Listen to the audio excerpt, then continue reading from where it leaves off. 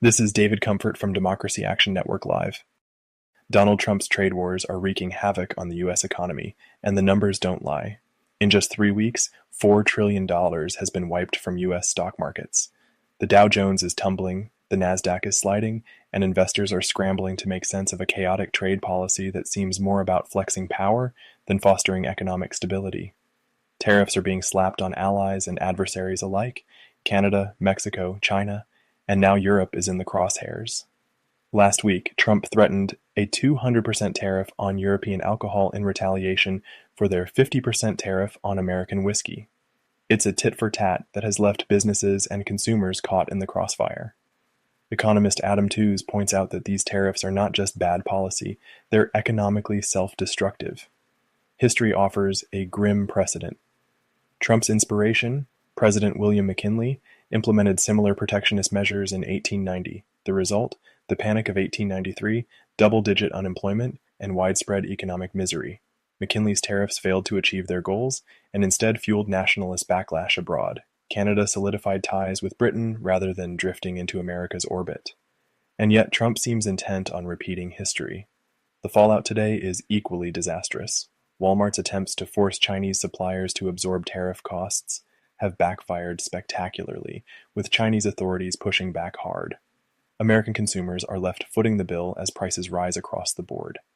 Contrary to Trump's claims that foreign nations bear the burden of tariffs, studies show these costs are passed directly to U.S. households and businesses.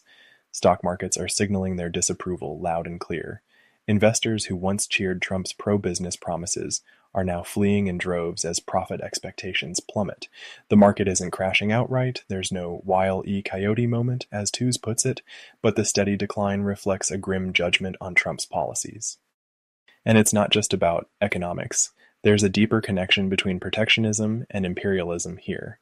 McKinley paired his tariffs with aggressive foreign policy, annexing territories like Puerto Rico and the Philippines after the Spanish-American War.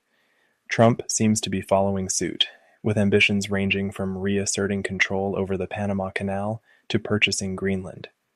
It begs the question, is this trade war really about economics, or is it about projecting power? The broader implications are troubling.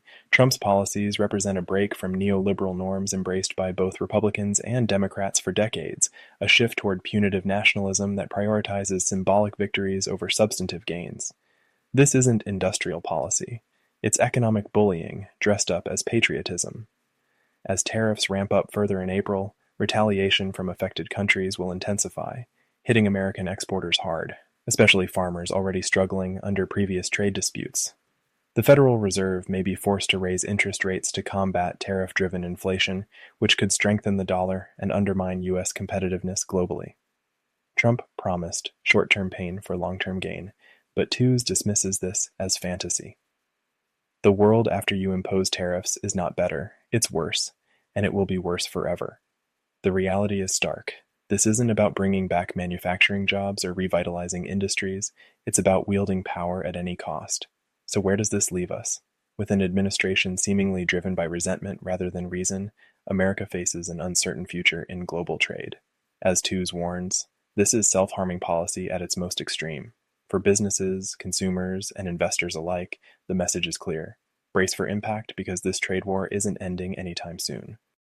This is David Comfort from Democracy Action Network. Until next time, peace.